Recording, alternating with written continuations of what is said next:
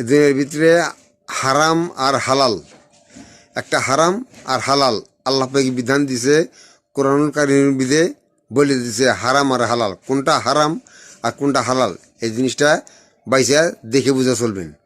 আল্লাহ পাক বলছে, আমার বান্দারা তোমরা হালাল খাও আর আমার ইবাদত করো। হালাল খাইয়া ইবাদত করলে সেই ইবাদত আল্লাহর দরবারে কবুল হবে।